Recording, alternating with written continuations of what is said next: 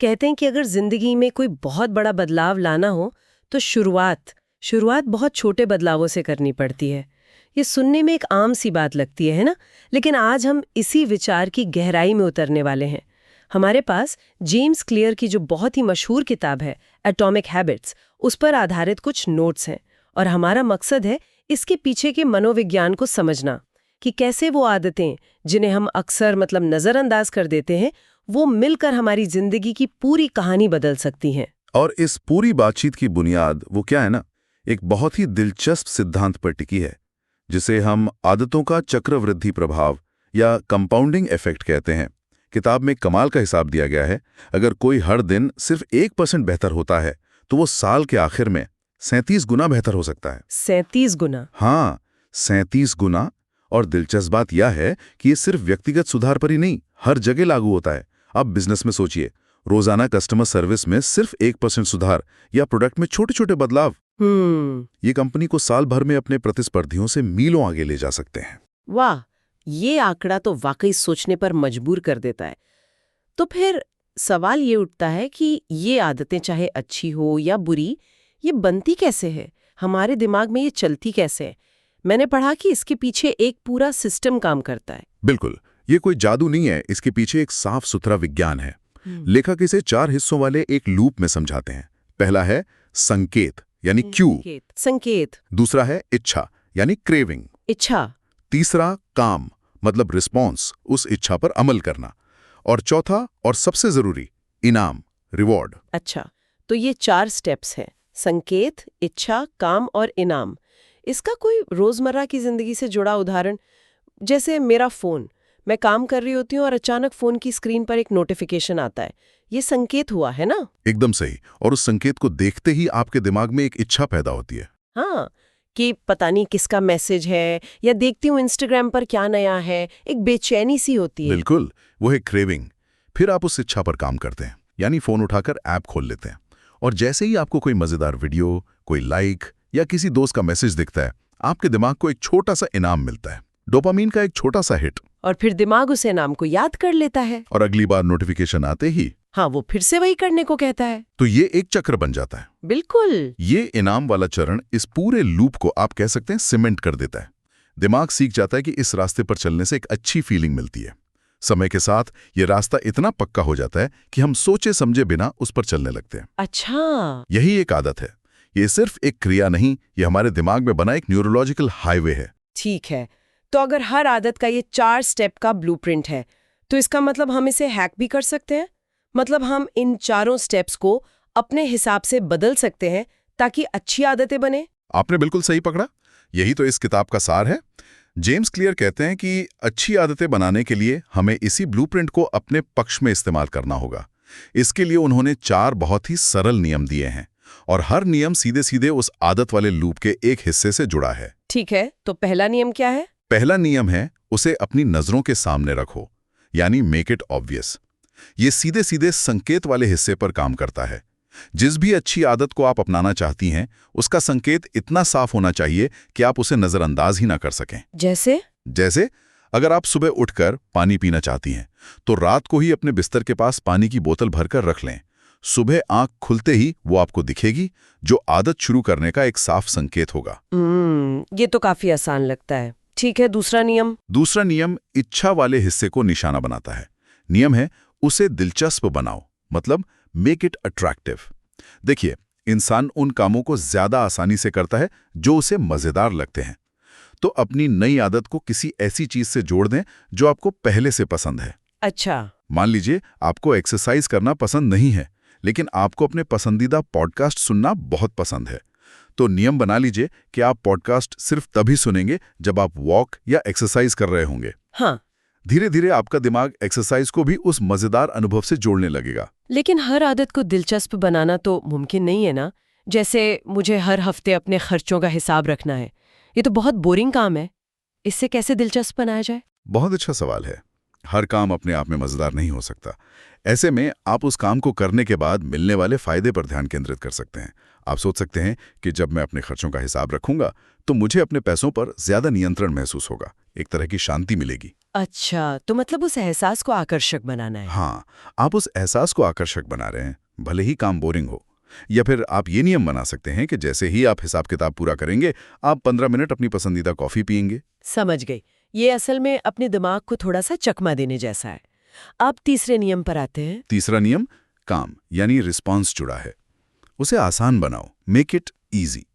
हमारा दिमाग वो क्या है ना, हमेशा कम मेहनत वाला रास्ता चुनता है। इसलिए किसी भी नई आदत की शुरुआत इतनी आसान होनी चाहिए कि उसे न करने का कोई बहाना ही ना बचे। अगर आप रोज 50 पुशअप्स करने का लक्ष्य रखेंगी तो शायद आप 2 दिन बाद ही हार मान लेंगी। लेकिन अगर आप सिर्फ 5 पुशअप्स का लक्ष्य रखें तो हाँ, वो तो हो जाएगा। ये इतना आसान है कि आपका दिमाग इसके लिए मना नहीं कर पाएगा। और चौथा नियम जरूर इनाम से जुड़ा होगा। बिल्कुल। चौथा नियम है उसे संतोषजनक बनाओ, मेक इट सैटिस्फाइंग। आदत के लूप को पूरा करने और उसे मजबूत बनाने के लिए दिमाग को तुरंत एक इनाम मिलना जरूरी है।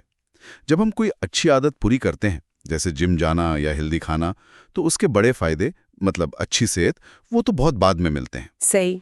हमारा दिमाग इतनी दूर का नहीं सोचता, उसे तुरंत संतुष्टि चाहिए।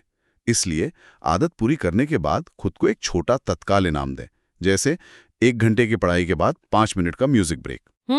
ये छोटा सा इनाम आपके दिमाग को बताता है कि ये मेहनत फायदेमंद थी और इसे दोहराना चाहिए। तो ये चारों नियम एक दूसरे से जुड़े हैं। संकेत को साफ दिखाओ, इच्छा को दिलचस्प बनाओ, काम को आसान बनाओ और इनाम को संतोषजनक बनाओ। ये तो एक पूरा सिस्टम है। अगर अच्छी आदतें बनाने का ये तरीका है, तो क्या इसी को उल्टा करके बुरी आदतें तोड़ी जा सकती हैं? हाँ, और यही इस सिस्टम की खूबसूरती है।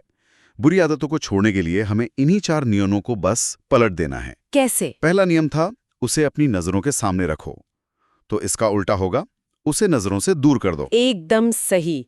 Make it invisible.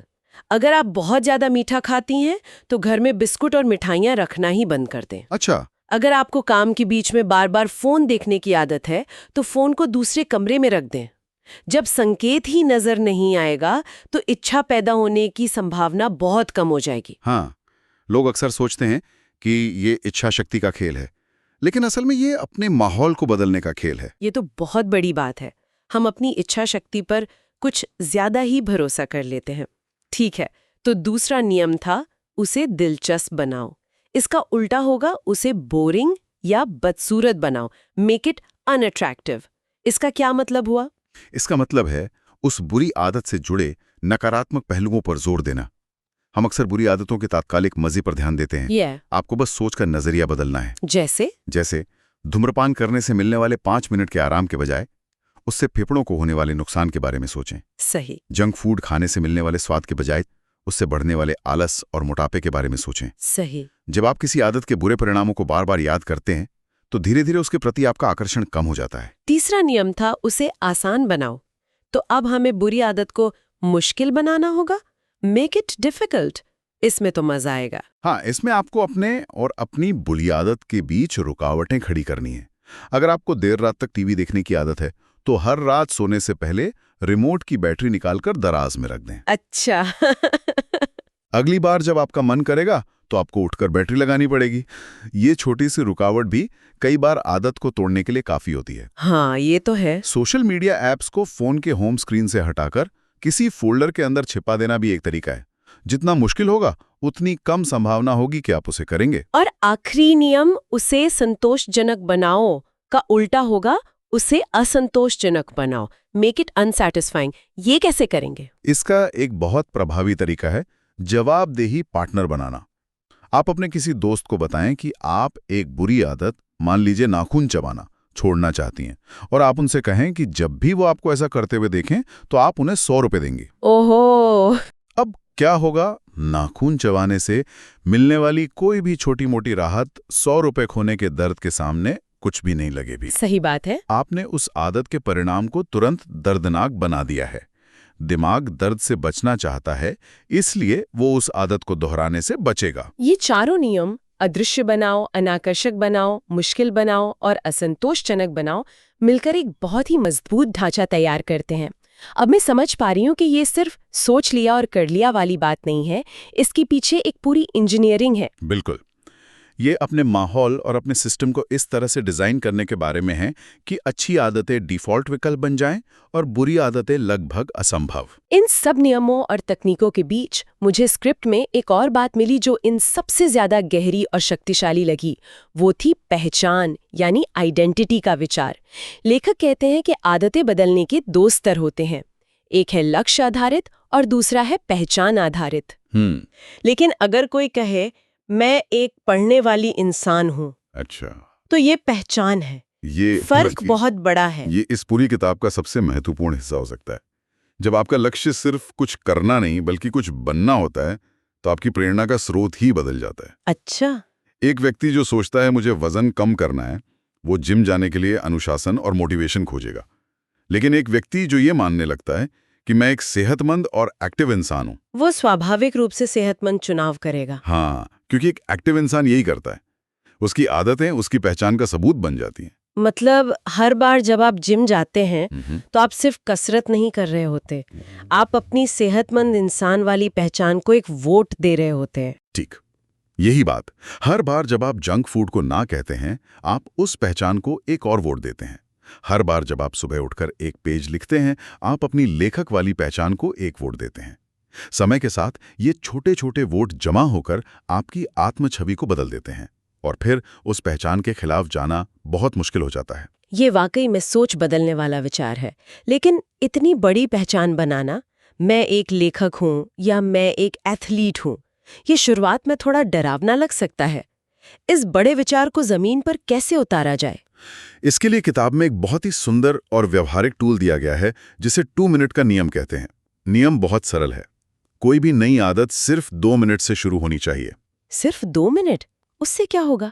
उससे सब कुछ होगा। देखिए, रोज एक किताब पढ़ो का लक्ष्य बड़ा लग सकता है, लेकिन रोज एक पेज पढ़ो का लक्ष्य, हाँ, वो तो हो सकता है। इसमें 2 मिनट से भी कम लगेंगे। रोज योगा करो का लक्ष्य मुश्किल हो सकता है, लेकिन अपना योगा मैट बिछाओ का लक्ष्य, इसमें 2 मिनट से कम लगेंगे। अच्छा। लक्ष्य किताब खत्म करना नहीं है, लक्ष्य है पढ़ने वाले इंसान की तरह व्यवहार करना। लक्ष्य 1 घंटे की कसरत करना नहीं है, लक्ष्य है कसरत करने वाले इंसान की तरह जिम में हाजिरी लगाना। तो ये बस शुरुआत करने की जो बाधा होती है उसे हटाने के लिए। हाँ, क्योंकि किसी भी काम में सबसे ज्यादा मुश्किल उसे शुरू करना ही होता है। एक बार आपने शुरुआत कर दी तो गति का नियम काम करने लगता है। हो सकता है आप 1 पेज पढ़ने के बाद 5 और पेज पढ़ लें। हो सकता है योगा मैट बिछाने के बाद आप 10 मिनट की स्ट्रेचिंग भी कर लें। लेकिन अगर आप नहीं भी करती, तब भी आपने अपनी आदत को उस दिन के लिए पूरा कर लिया है। आपने अपनी पहचान को वोट दे दिया है। बिल्कुल, मैंने ये खुद आजमाया है। मैं रोज सुबह मेडिटेशन करना चाहता था, लेकिन 20 मिनट का सोचकर ही आलस आता था। फिर मैंने तय किया कि मैं बस 1 मिनट के लिए अपनी आंखें बंद करके बैठूंगा, और अब यकीन नहीं मानेंगे, हफ्ते भर में वो 1 मिनट का 5 मिनट में बदल गया, पता ही नहीं चला। निरंतरता बनाए रखना सबसे जरूरी है। बिल्कुल सही कहा। तो अगर हम आज की पूरी चर्चा को समेटें तो सार यही है कि छोटे छोटे लगभग अदृश्य लगने वाले बदलाव और आदतें ही हैं जो समय के साथ मिलकर चक्रवृद्धि ब्याज की तरह, हाँ, चक्रवृद्धि ब्याज की तरह बढ़ते हैं और असाधारण परिणाम देते हैं। ये रातों रात होने वाला कोई चमत्कार नहीं है, बल्कि हर रोज किए गए सही चुनाव का नतीजा है। संदेश साफ है, आज ही एक छोटी अच्छी आदत शुरू करें, चाहे वो 2 मिनट की ही क्यों ना हो। और आज की ये चर्चा इस बात पर खत्म होती है कि आदतें सिर्फ हमारे काम नहीं, बल्कि हमारी पहचान का सबूत हैं। तो सोचने वाली बात यह है, अगर किसी को अपनी आदतें बदलनी हैं, तो उन्हें पहले अपनी कौन सी पहचान को अपनाना होगा। वे किस तरह का इंसान बनना चाहेंगे, जिनकी आदतें वे अपनाना चाहते हैं।